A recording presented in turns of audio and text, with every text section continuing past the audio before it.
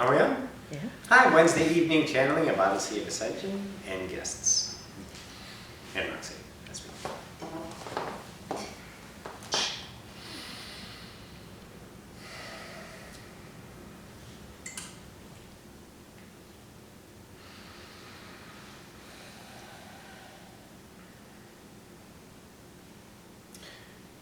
And good evening to you all. We put out a lot of invites for this interaction tonight. Kind of a small crowd, don't you think? Usually there's 10 to 12, maybe a little more, maybe not. Once again, you will find in your reality there's going to be more and more synchronistic moments. Those synchronistic moments are put together as a collective higher group in agreement to occur in that perfect synchronistic moment as attendance of all of you creating, once again, in particular, this moment. So we'll talk about perception of reality. And the reason this group is here is because this group here is ready to hear this perception, have this kind of an idea of perception of reality. We're going to dig in a little deeper on the aspects of it and give you new expansion ideas, or have your mind, so to speak, ponder these ideas and then once again expand your consciousness into higher ascension. So let's start with this idea, and we'll go from there and see where the probabilities, of course, take us according to you. Now, according to your belief, your reality, your truth is going to be a pinnacle focus for all of you to understand. Remember, when you understood, when you got the download, the impartation, if you will, that this is your universe, okay? Roxie gave an idea through a couple of her channelings that right now in 3D remembrance, your private imagination is just that, private. No one can truly hop into your thoughts unless you allow them to. When you're fully ascended, there is no gateway between any entity in any way, shape, or form. We all know each other's thoughts because we all are each other in full acceptance of that. There is no separation, no polarity. No, I am in this aspect. You are, I am in everything. Are we all following? Yes. Mm-hmm. Okay, wonderful. So, when you have your own private universe, imagine, if you would, now this incarnation known as Roxie that you all are co-creating in your reality for her to be here. She is her own universe, co-creating you all, this entire density, truly, for her to experience as an individual. Now, this is her private imagination. All of you are a neutral item. All of each other to each other are neutral items. They are 100% neutral until you arrive in that point of now and decide through your free will choice, whether it's conditioned by limitation or not, what it means. That's why, again, all moments truly are synchronistically put together. Once again, there's not one thing when you're driving down the road, for example, that is perchance. Not one item, because nothing is there until you create it. Every moment is new. Two people are driving down the same road in each lane. Each one of those are perceiving a different idea. Now, yes, the road is going to be co-created and the traffic idea will be co-created, but the trees will be different. The signs on the road, the positions of buildings, the color of somebody's shirt, the person next to you at the stoplight will be different. That's how personal it is. That's how you must now realize how individual and private your reality truly is. It is only your ascension. Now, in remembrance, there is co-creation and remembrance of the co-creation and a lot more fluidity. The fluidity that seems to be down here is in separation as, let's see, a private universe, your own video, your personal movie, as you choose your higher selves. When someone is contracted in as a hired actor, when that person appears in your reality, they are neutral until they are given the vibratory state that you're in, which to you seems instantaneous, which is truly not. Because you have time, and in between each now, there are billions of probabilities. That's how massive of a creator we are, for example. Now, those are neutral until, once again, law number 4 takes effect. What you put out is what you get back. If you are vibrating obligation, they will speak an entirely different set of words. The conversation goes in an entirely different idea, only according to now you vibrating, I'm obligated to this person. You look down on the person as in separation, not individually in this room.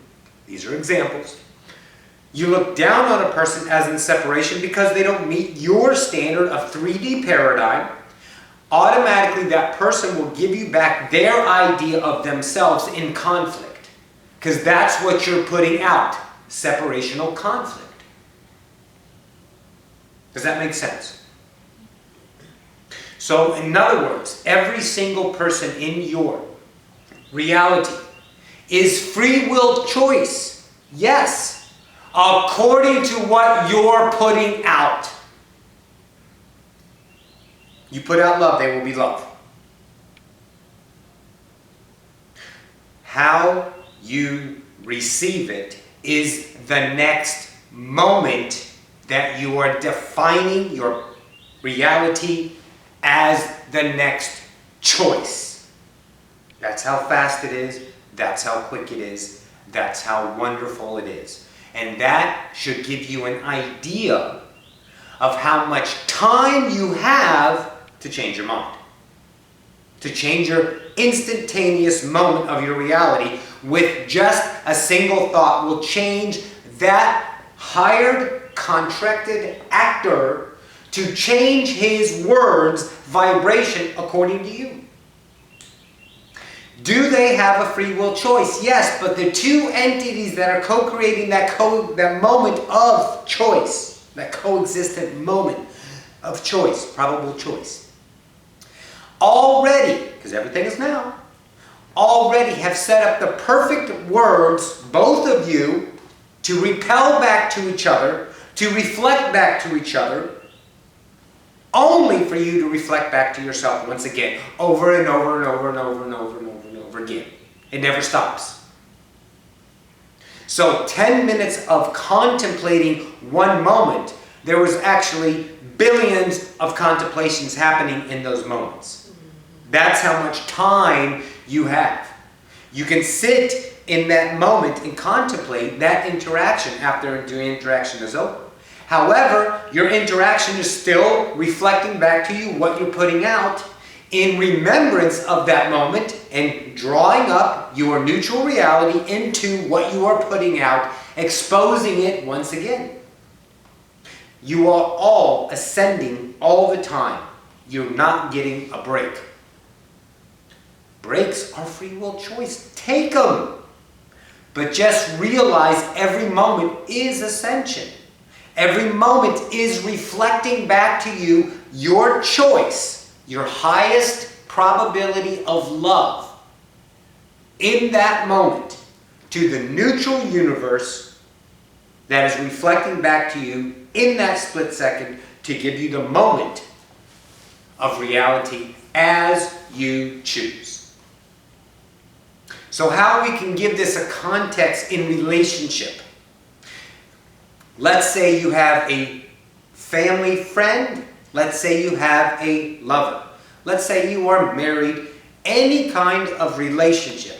Not so much strangers, because with strangers, everybody knows you're more honest. You let it go. Because there's no what? Exception, isn't there? You can give a flying fuck, so to speak, on what they think. Make sense?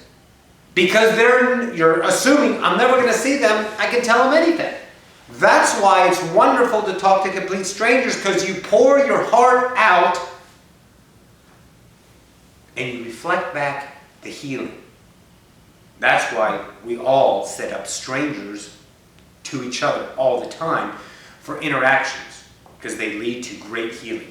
Now, back to the ones that you are obligated to, seeking acceptance of, owing them something, invested with this person. Those are the ones that are neutral, as well as all the other ones. But what we want you to understand is that person is a hired actor in your reality. They are not in that fashion, in that negative obligation, any kind of negative feeling. They are not owing you or you owing them anything. They're neutral until you give that vibration that you have that which only gives away your energy. It's like holding a grudge. When you hold a grudge against a person, you're letting them live rent-free in your mind. Forgive them. That's one idea. Now, let's say someone lends you money, because money's a big issue down here. We understand. You can't pay it back in the timely manner expected. Expected by who? You. Because when you borrowed that money, you had in your best ability mind understanding when you wanted to pay it back.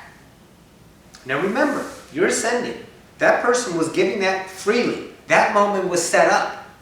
That whole interaction was set up to realize you are not obligated. They gave you the money free will, but you immediately said, I will repay you. And then you had a mindful moment of when you wanted to pay it back. That became your obligation to that neutral entity. That neutral entity now gives you the vibration that you're putting out. Then now you feel his or her obligation in that feeling that you're reflecting back through him to yourself, solidifying your reality of obligation, of time to pay it back, of the moment that you must. When the truth of the matter is you could, should, it's up to you, it's all up to you, shoulda, coulda, woulda, have what? The free will acceptance of eternal love, which is unconditional. That entity gave you the money. Only you, through your own guilt, own obligation, created the idea that you had to actually pay it back.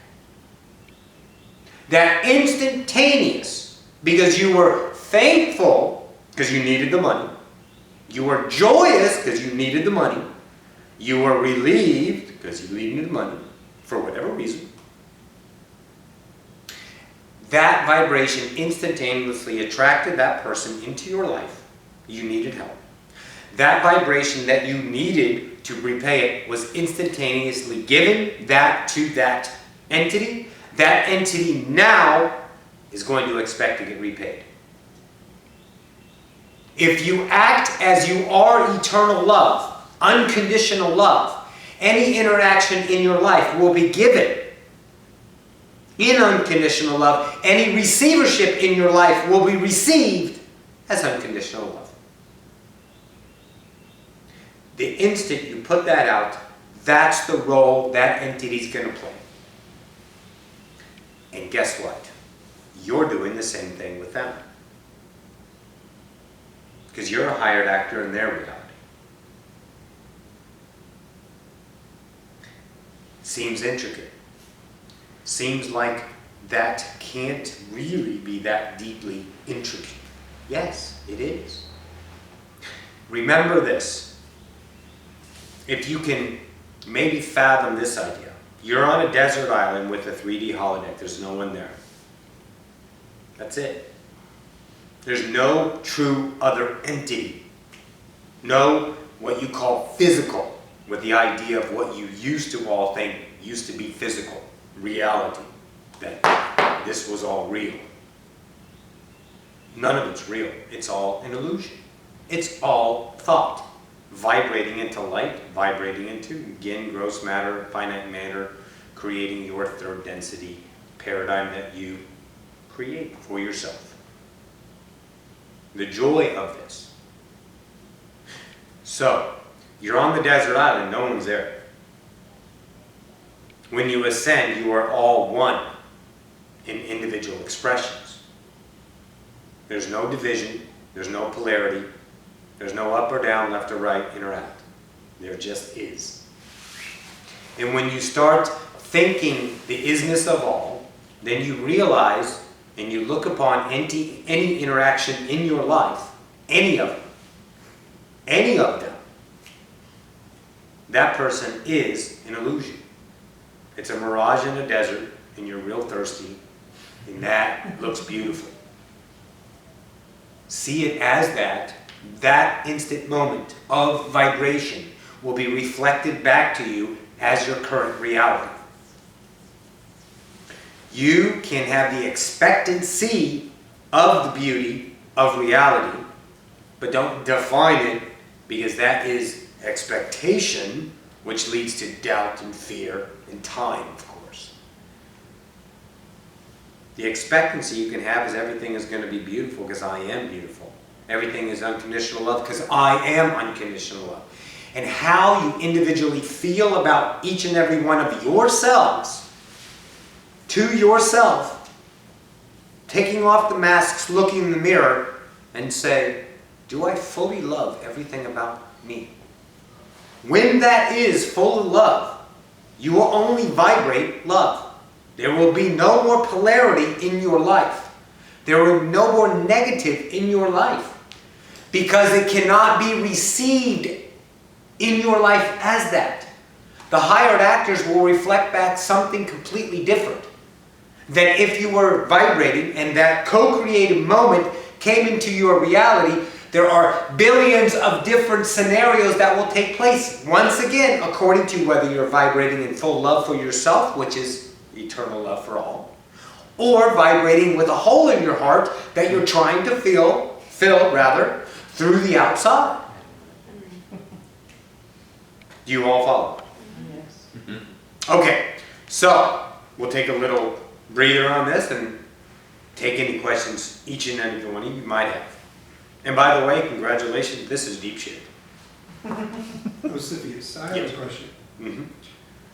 Is the perception in which you talked about in the beginning of the different color shirts or the different color, Mm-hmm. different signs, With the driving example, yes, correct. is that similar to what we're seeing in quantum physics, in that if you look at the effect of electrons hitting a board, it is different than when you do not? Absolutely. So it's That's how it is. That's how it is created. Yes. And that's why two different people see two different things. Absolutely. perfect. Okay. Absolutely. Again, side by side, two entities. One sees a nuclear bomb goes off. The other doesn't. Totally explains eyewitness accounts. Oh yes. Eyewitness accounts are trademarks. Absolutely. That's the idea. Really. Okay. When you're co-creating a moment for safety and security, like driving down the highway and stuff like that, yes. But the details are different until those two are talking in 3D, agreeing that there's a Lowe's on the corner, Sure. that there is a restaurant over here. Because we all have points of reality upon which we agree. Right. Remember this. Now, we're going to add this little tidbit in there. We all know, in this room, I believe, where the restaurant Stoneworks is, since Roxie's been there twice. Are you familiar? Mm-mm. You've did she eat at Stoneworks? No, pardon. No. It's 1604. Okay. Now, in the moment, right now, until we perceive it, that does not exist except in memory. Because right now, you just gave yourself the memory of that moment. It was the now creates the past. So each now is, again, created for the individual. Until the vibratory conscience between us all agree that there's a restaurant called Stoneworks, that we all agreed to that same memory. That moment is in that now, not in this now. That now is a memory. For it to become a reality, you must shift to that now and experience it and really understand that actually happened. Right now, it's a memory. And who gave you the memory? You did. When? Now. That moment was only you expressing yourself in that split second. If you truly were there, you may have been somewhere else. But this now, you gave yourself the memory of that occurring for your ascension. Getting thick, isn't it? Is, was it THX 1138? The guy who was unstuck in time? Oh, no. No, which one No, was that was Slaughterhouse 5. Slaughterhouse 5. A man Remember. is unstuck in time and experiences his life through random moments, and he never knows where he is, and he just responds in the moment to wherever he happens to find himself. Absolutely. But that is what we're talking about. That's exactly what we're talking about, except now you're adding in this moment of memory. Sure. You all are jumping all the time. Mhm. Your conscious is going to different Earths, different parallel realities, and you've only given yourself the memory of this moment. In other words, you just got here. And Sure. you gave yourself the memory that this has actually happened, and we actually started channeling a few minutes ago. And that's the conception of linear time. Right. Do you see how individual your entire universe truly is with that understanding alone? We all just got here. Truly, only Roxie got here creating this. All of you are illusion. You're all now, as an illusion in Roxie's reality, chose this moment to be here, and now she just gave herself the memory of this actually happening. It didn't happen until now. Until now. Until now. And the memory is there. That's sticky stuff. It's deep. But it's contemplation for you to understand, letting go of one, time. Two, to understand how powerful creators you are. And three, first and foremost, truly, is how individual your universe truly is. You are doing this for yourself.